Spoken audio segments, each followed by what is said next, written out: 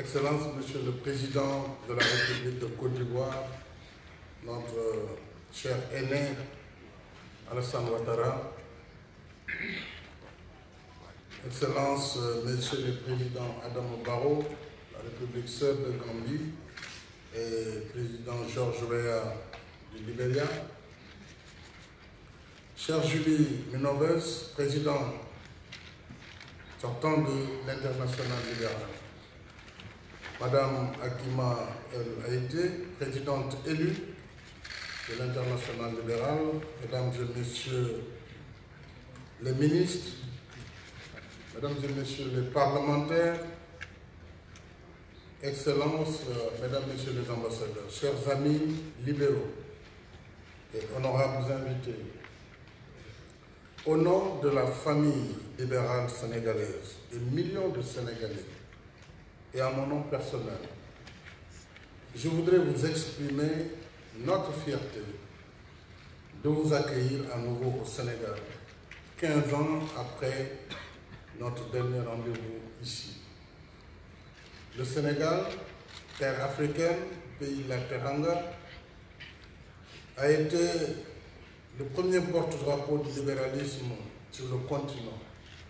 Ce pays qui vous souhaite à nouveau, par ma voix, la bienvenue dans la patrie du président Abdoulaye Wade, père fondateur du libéralisme africain, dans le pays des présidents Léopold Sédar Senghor et Abdou Diouf, dont ce centre qui nous abrite porte le nom.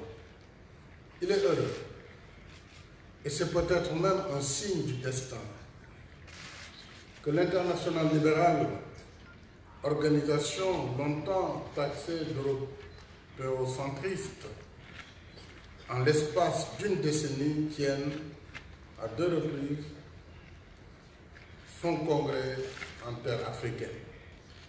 C'est aussi un autre signe du destin que cette rencontre se déroule au Sénégal, après celle tenue en Côte d'Ivoire, vous l'avez rappelé, sous la présidence de mon frère Alassane Ouattara, une autre figure emblématique du libéralisme africain contemporain. Monsieur le Président, merci pour votre présence parmi nous.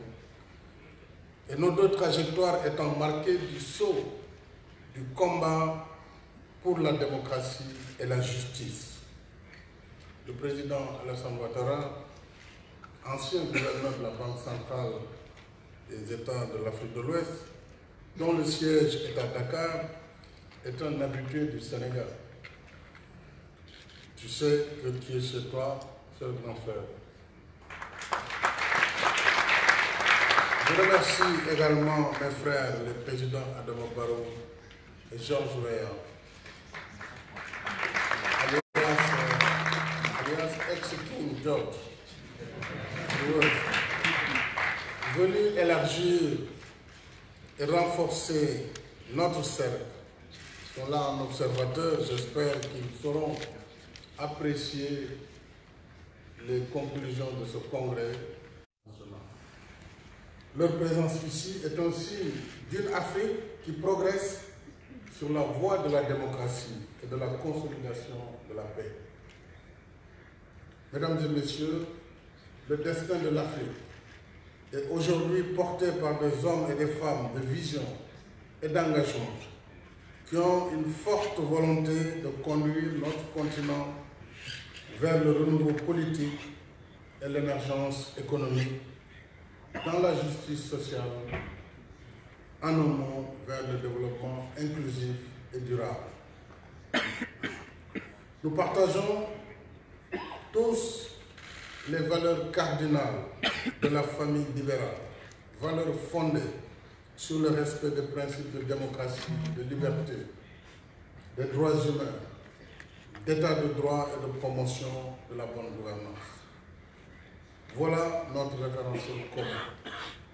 En Afrique, nous voulons aussi insister pour que le libéralisme classique intègre davantage nos valeurs de culture et de civilisation positive, au premier rang desquelles le vivre ensemble dans la solidarité. C'est notre façon d'accentuer le libéralisme social pour que l'État puisse assurer aux populations défavorisées un minimum de services sociaux. Ce que j'appellerais personnellement le libéralisme à forte sensibilité sociale. Ce faisant, nous voulons apporter notre contribution aux réponses que nous imposent les défis de l'heure. La lutte contre les inégalités au sein et entre les pays. Le combat contre le chômage endémique des jeunes et pour la juste rémunération du travail. La protection des couches vulnérables et la pratique de l'équité territoriale. C'est cela que j'ai voulu traduire à travers le concept « Le Sénégal de tous, le Sénégal pour tous ».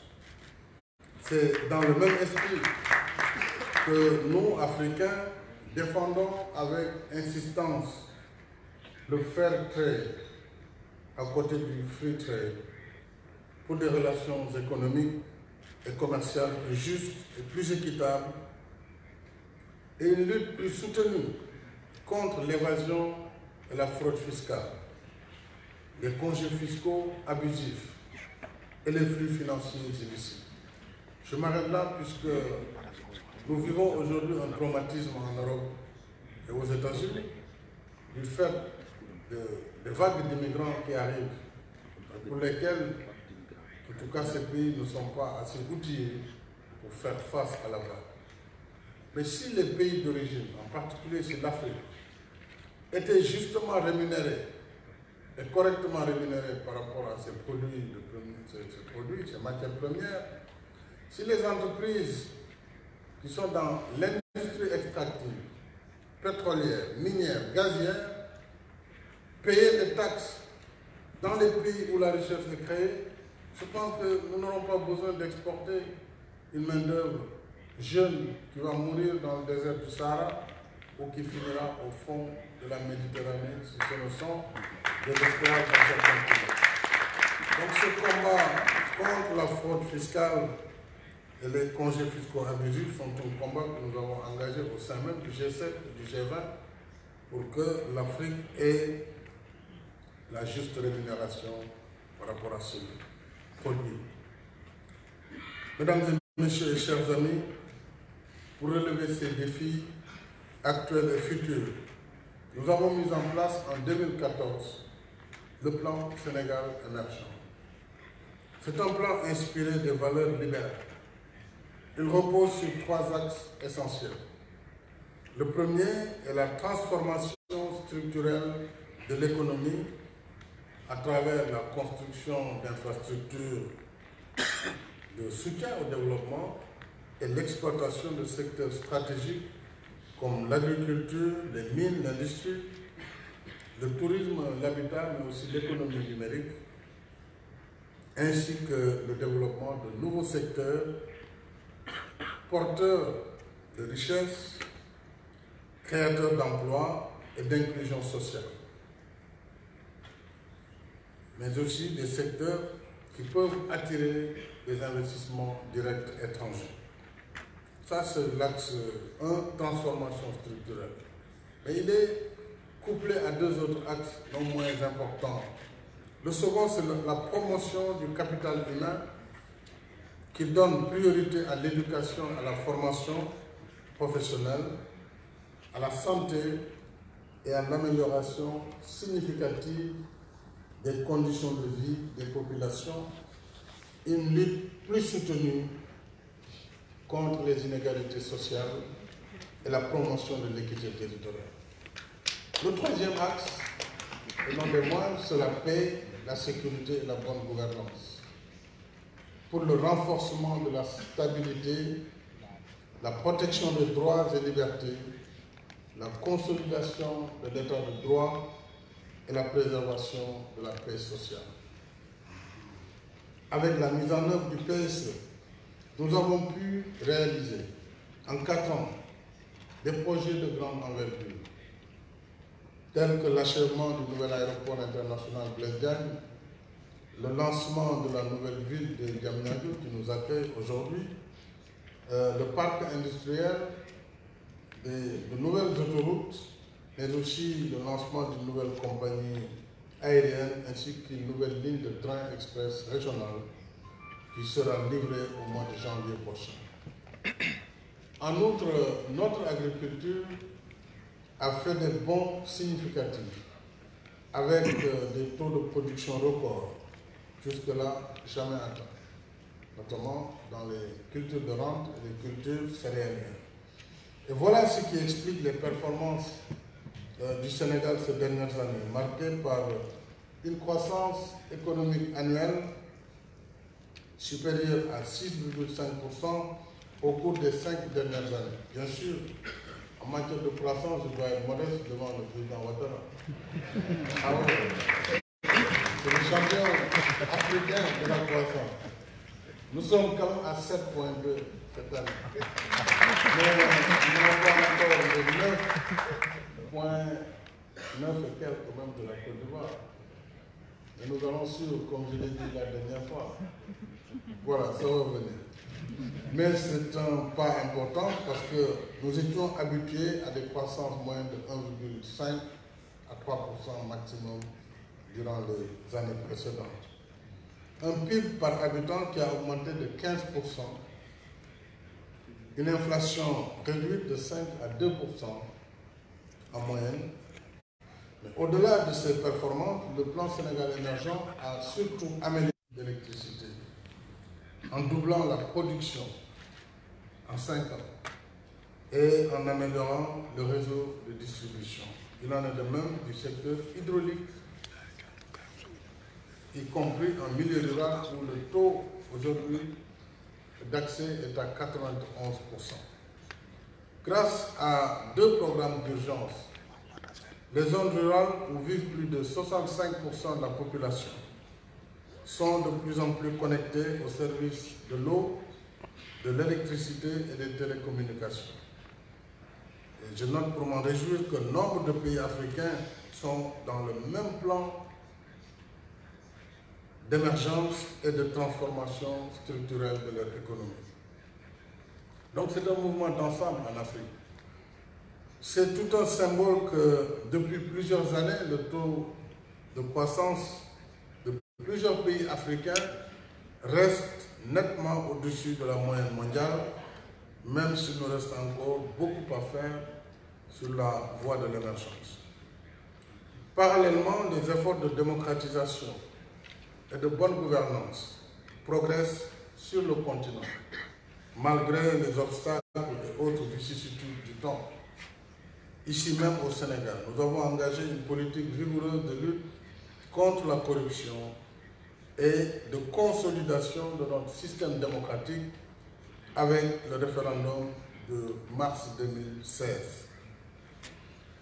Ce référendum de mars 2016 a ramené le mandat présidentiel de 7 à 5 ans, renouvelable une seule fois.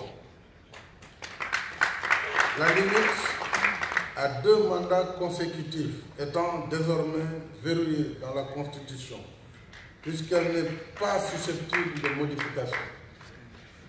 Plus récemment, pour éviter la prolifération abusive de candidatures, puisque nous en avons eu 47 listes aux dernières législatives, 47 listes en compétition qui ont failli bloquer le système électoral. Nous avons mis en place, compte tenu du fait que nous comptons pour le petit Sénégal plus de 300 partis politiques. C'est la prolifération, c'est un dynamisme partisan. Alors nous avons instauré un mécanisme de parrainage citoyen. Tout cela traduit bien sûr le dynamisme de notre démocratie, classée par le magazine libéral indépendant de l'Économiste parmi les 5 plus grandes démocraties africaines en 2017. Je saisis cette occasion, mesdames et messieurs, pour réaffirmer solennellement et devant vous que tant que j'assumerai mes charges à la tête du pays, son ancrage démocratique, dont l'héritage lointain remonte déjà à la période coloniale, cet ancrage démocratique sera amélioré, renforcé et consolidé. La place du Sénégal dans la communauté internationale est un succès que le peuple sénégalais a patiemment construit en bonne synergie avec tous ses dirigeants, dont mon prédécesseur, Maître Abdoulaye Wade, qui a contribué à mettre le Sénégal sur la carte des démocraties libérales. Chers amis, ce congrès de l'international libéral se tient quelques jours seulement après la tournée internationale pour l'élimination de la violence à l'égard des femmes. Ça a été tenu le 25 novembre dernier. Au-delà d'un rituel annuel, cette journée doit rappeler à toutes et à tous le combat quotidien qu'il nous faut mener avec force pour mettre fin à toute forme de violence physique ou morale à l'égard des femmes et des filles. Une société ne peut vivre en paix avec elle-même quand sa moitié est injustement réduite à subir la violence et à vivre dans la peur. En même temps, il convient de promouvoir la participation des femmes au processus de prise de décision, en leur assurant une place active dans la vie publique, en favorisant leur accès à des postes de responsabilité, aussi bien publics que privés. C'est pourquoi je me félicite de la décision de l'international libéral d'élire une femme africaine, notre sœur Fatima, qui sera la prochaine présidente de notre prestigieuse organisation. Vraiment, nous donnons l'exemple au monde entier. Félicitations à l'international libéral. Cela nous rend heureux et fiers d'être sous la direction inspirée d'une dame africaine. Madame la Présidente, je vous félicite et vous redis notre confiance et notre soutien pour cette importante responsabilité. Au nom de tous les libéraux, je voudrais également remercier et féliciter le président Julie pour l'excellent travail accompli à la tête de l'international libéral avec l'adoption, sous son impulsion, du manifeste libéral à Andorre en 2017. Je souhaite que l'héritage que vous laissez soit préservé et enrichi pour maintenir le libéralisme plus dynamique parce que plus fort, plus rayonnant et plus flexible afin de s'adapter aux environnements changeants. Je ne parlerai pas de l'économie numérique ni des changements climatiques puisque vous en avez beaucoup parlé et je suis sûr que les conclusions du Congrès permettront d'enrichir nos réflexions sur cette thématique essentielle. Donc ce que je disais au président Julie, c'est l'esprit du manifeste d'Oxford de 1947 et d'Andorre de 2017. Puis ce congrès, sous le thème Libéralisme 4.0, nous donnait l'occasion de revisiter le libéralisme pour l'adapter à un monde en mutation constante et rapide. Plus que jamais, nous devons affronter les virages brusques, mieux prendre en charge les besoins spécifiques de la jeunesse et les questions nouvelles qui ont pour nom terrorisme, populisme, changement climatique, xénophobie, repli identitaire, mépris culturel, migration et cybercriminalité, pour ne citer que cela. Face à tous ces défis majeurs, nous devons ériger des remparts solides, soutenus par les valeurs qui nous sont communes, la liberté, la solidarité et l'esprit de compromis qui fondent le contrat social. Je souhaite plein succès à nos travaux et vous remercie de votre aimable attention. Avant de partir, je voudrais voudrais saluer la présence de nos camarades et frères africains, de partis libéraux, de Guinée, du Burkina Faso, d'Afrique du Sud et des autres pays que je n'ai pas forcément cités. Mais votre présence ici nous remplit de bonheur et de joie. Merci beaucoup.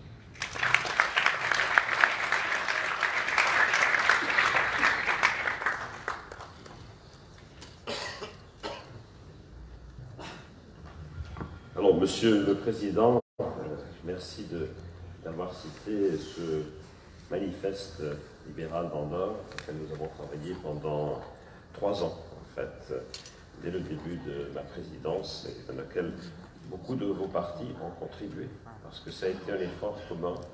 Je rappelais au président Ouattara la rencontre qu'on a eue à New York il y a 2 ans, où il nous a même lui-même donné des idées pour le manifeste libéral qui a été incorporé.